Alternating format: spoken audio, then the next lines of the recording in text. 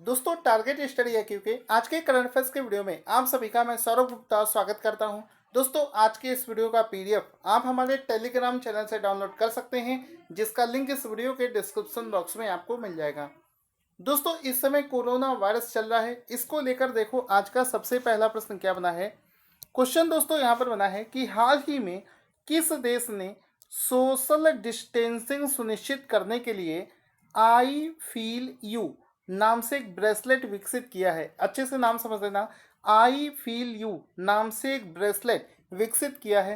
तो इसका right answer हो जाएगा इटली, ऑप्शन नंबर ए सही हो जाएगा। दुनिया के सबसे ज़्यादा कोरोना वायरस वाले देशों में से एक देश है इटली। हाल ही में इटली के एक यूनिवर्सिटी ने एक कॉलेज ने आई फील यू नाम से एक ब्रेसलेट विकसित किया है, जो कि सोशल डिस्टेंसिंग रूल को फॉलो करेगा।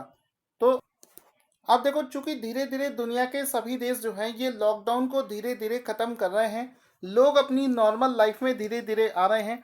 तो ये आई फील यू नाम से ये जो ब्रेसलेट है, आप इसका फोटो देख सकते हैं, जिसमें देखो लिखा है ऊपर IIT। ये IIT इसमें क्यों लिखा है उसको अभी मैं आपको बताऊंगा। सबसे पहले आप इस ब्रेसलेट को देख लीजिए जिसके बारे में यहाँ पर बात हो रही है, जिसका नाम है I feel you. I feel you नाम से ये जो ब्रेसलेट है, इसको इटली देश में बनाया गया है। इसको इसके ऊपर लिखा है IIT, जिसका मतलब क्या है, इसको इटली का इटालियन इंस्टीट्यूट ऑफ टेक्नोलॉजी के द्वारा इसको विकसित किया गया है, जिसको शॉर्टकट में IIT के नाम से जाना जाएगा। उसके द्वारा इसको विकसित किया गया है। अब इसको पहनने से फ़ायदा क्या होगा? इसको पहनने से फ़ायदा ये होगा, जब दो व्यक्ति इस डिवाइस को पहनेंगे तो इसमें एक प्रकार का रेडियो सिग्नल निकलता है। उस रेडियो सिग्नल का इस्तेमाल करके ही ये एक दूसरे से जो सोशल डिस्टेंसिंग का रूल है उसको फॉलो करवाएगा। इस प्रकार से इसको विकसित किया गया है। इटली के जो प्रेसिडेंट हैं उनका नाम है सर्जियो मटेरेला। इटली की कैपिटल है रोम और वहाँ की जो मुद्रा है वो है इतावली लीरा। अगला क्वेश्चन दोस्तों है कि हाल ही में मातृ स्मृति योजना किस राज्य में शुरू करी गई है। इसका राइट आंसर हो जाएगा पश्चिम बंगाल, ऑप्शन नंबर डी यहाँ पर बिल्कुल सही हो जाएगा। हाल ही में पश्चिम बंगाल में मातृ स्मृति नाम से एक योजना की शुरुआत करी गई है। ये जो योजना है इसमें पश्चिम बंगाल में क्या किया जाएगा, इस योजना के तहत क्या किया जाएगा, एक्चुअल में पश्चिम बंगाल के 6 ऐसे जिलों को चयनित किया गया है जहां पर कुछ बंजर भूमि है जिसका कोई भी इस्तेमाल नहीं हो पा रहा था।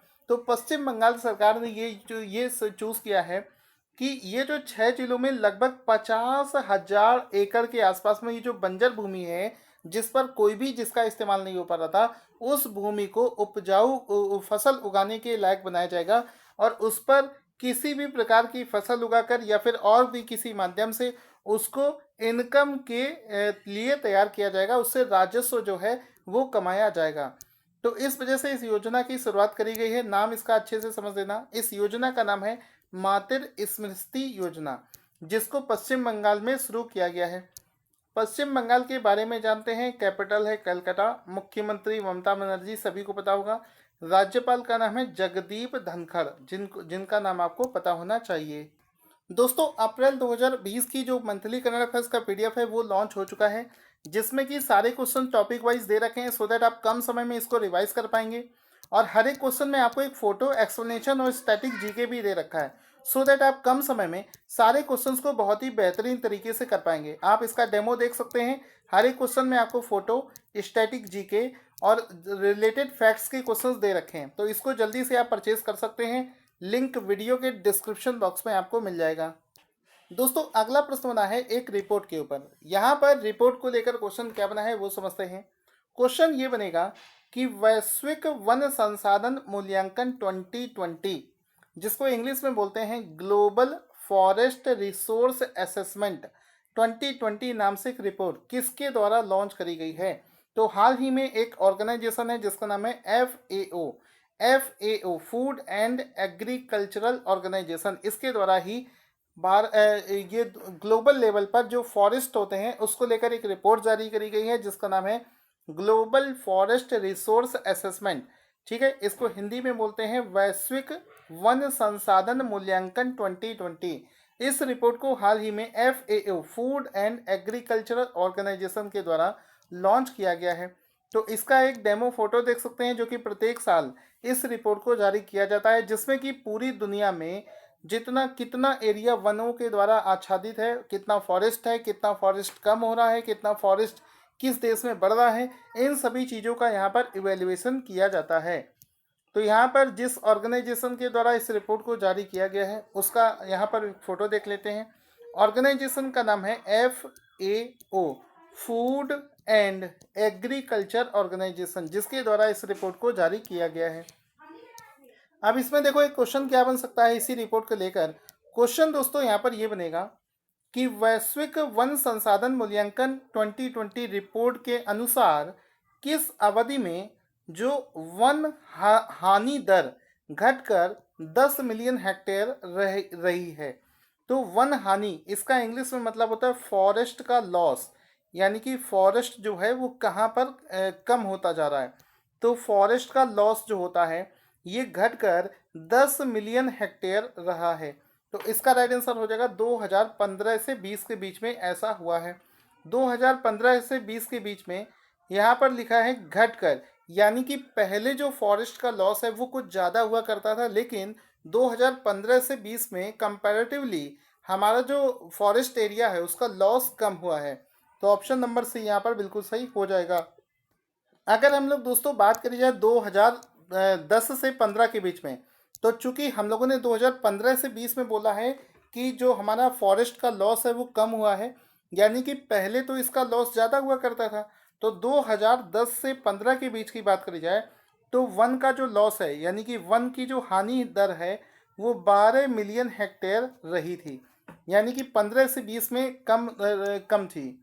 अब देखो ये अगर हम लोग दशकों की बात करी जाए, 10 सालों की बात करी जाए, तो ड्यूरेशन आप देख सकते हो, फॉरेस्ट का लॉस आप देख सकते हो 1990 से 2000 के बीच में 7.8 मिलियन हेक्टेयर पर ईयर इतने फॉरेस्ट का लॉस हुआ है। उसके बाद में सन 2000 से लेकर 2010 वाला जो दशक है उसमें 5.2, उसके बाद में 2010 से लेकर 20 वाला जो दशक है उसमें सबसे कम फॉरेस्ट का लॉस हुआ है, यानी कि 4.7 मिलियन हेक्टेयर पर ईयर, ये इसका डेटा हो जाएगा। चूंकि ये ऑर्गेनाइजेशन FAO बड़े दिनों के बाद आया है, इस वजह से इसका नाम याद रख लेंगे। इसका मुख्यालय है रोम, इटली में। इसके महानिदेशक का नाम है कियो डोंग्यू, ये उनका नाम है। दोस्तों इस समय पूरी दुनिया के कई बड़े बड़े देशों में इस समय लॉकडाउन चल रहा है। इस वजह से इस लॉकडाउन के चलते कोई भी व्यक्ति यात्रा करने नहीं जा पा रहा है, मतलब टूरिस्ट जो बिजनेस है वो कह सकते हो बहुत हद तक सबसे ज़्यादा इफेक्टेड हुआ है।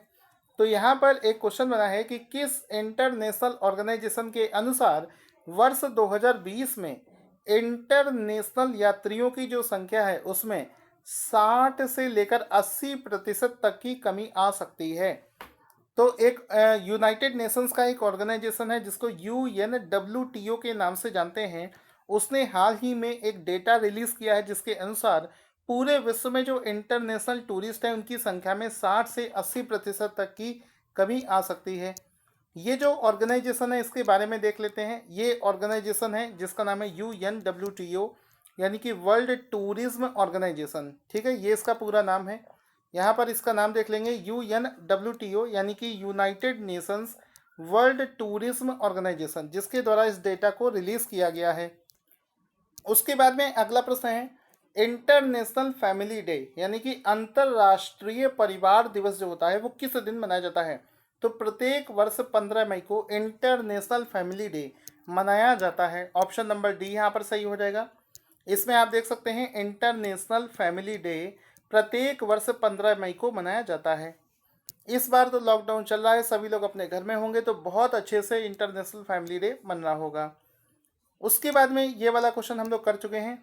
इसके बाद में आगे चलते हैं ये वाला। दोस्तों अगर आपको वीडियो अच्छा लग रहा है तो हमें मोटिवेट करने के लिए, हमारी टीम को मोटिवेट करने के लिए आप इस वीडियो को ज़्यादा से ज़्यादा लाइक करके सपोर्ट करें, क्योंकि लाइक करने का कोई भी पैसा नहीं लगता है और आप जितना ज़्यादा आप दूसरे को मोटिवेट करेंगे उतना ज़्यादा ही आप खुद मोटिवेट महसूस करेंगे।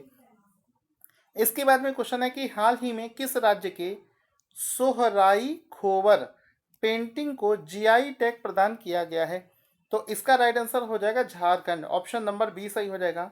हाल ही में भारत के राज्य झारखंड के एक पेंटिंग है जिसका नाम है सोहराई खोवर पेंटिंग।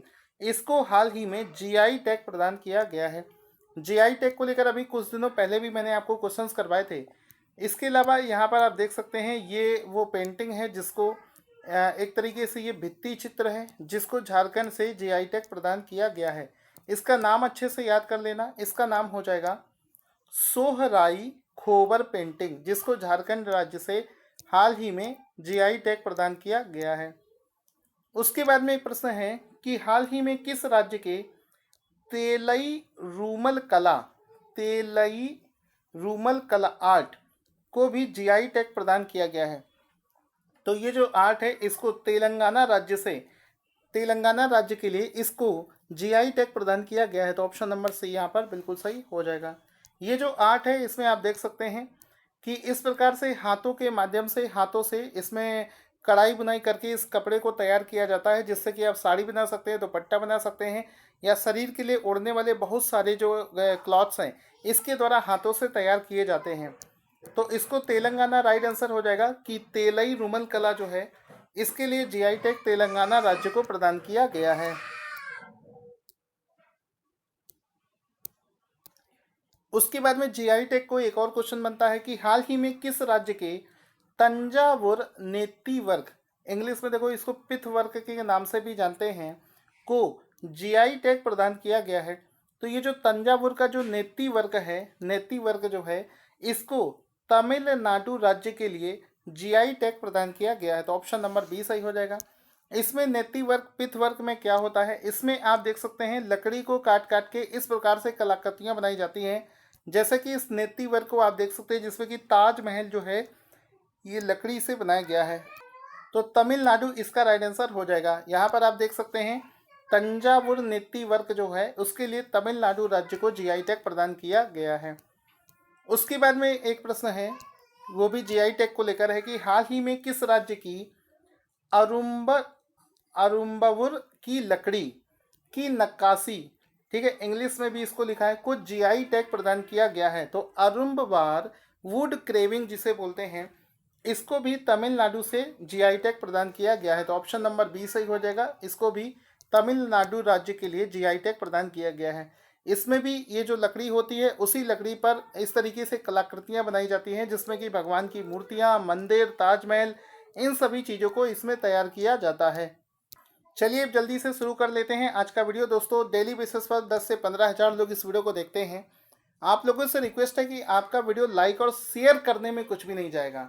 आप वीडियो को कम से कम, हमारी टीम इतना मेहनत कर रही है, फ्री में आपको डेली बेसिस पर वीडियो मिल रहे हैं।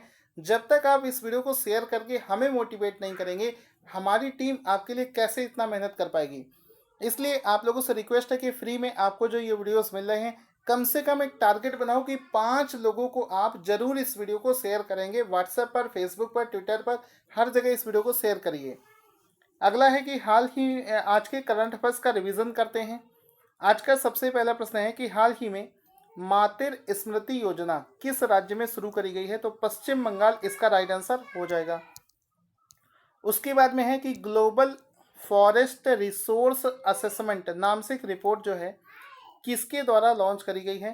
तो इस रिपोर्ट को FAO Food and Agriculture Organization के द्वारा लॉन्च किया गया है। इसके बाद में है कि वैश्विक वन संसाधन रिपोर्ट के अनुसार किस अवधि में जो वन है ये घटकर 10 मिलियन हेक्टेयर रहा है। तो वो 2015 से 20 के बीच में रहा है। उसके बाद में किस ऑर्गेनाइजेशन के अनुसार पूरी दुनिया में इंटरनेशनल पैसेंजर्स की जो संख्या है वो 60 से 80% तक कमी आ सकती है। तो UNWTO इसका राइट आंसर हो जाएगा। उसके बाद में क्वेश्चन है इंटरनेशनल फैमिली डे किस दिन मनाया जाता है। तो इसको प्रत्येक वर्ष 15 मई को मनाया जाता है। उसके बाद में है आई फील यू नाम से एक ब्रेसलेट किस देश ने विकसित किया है। तो इटली इसका राइट आंसर हो जाएगा। उसके बाद में है कि किस राज्य के सोहराई खोवर पेंटिंग को जीआई टैग दिया गया है। तो झारखंड इसका राइट आंसर हो जाएगा। इसके बाद में है किस राज्य के तेलई रूमल कला को जीआई टैग दिया गया है। तो तेलंगाना इसका राइट आंसर हो जाएगा। तंजावुर नेति वर्ग को किस राज्य के लिए जीआई टैग दिया गया है। तो तमिलनाडु इसका राइट आंसर हो जाएगा। उसके बाद में है अरुम्बवुर की लकड़ी कि नक्काशी को लेकर जीआई टैग किसे दिया गया है, तो तमिलनाडु भी इसका राइट आंसर हो जाएगा।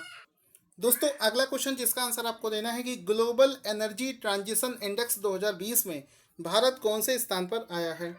दोस्तों आज का आंसर कमेंट बॉक्स में लिखना ना भूलें और इस वीडियो को एक आदत बना ले, कम से कम एक टारगेट बनाइए कि कम से कम 5 लोगों तक आपको ये वीडियो पहुंचाना है। Thank you for watching this video.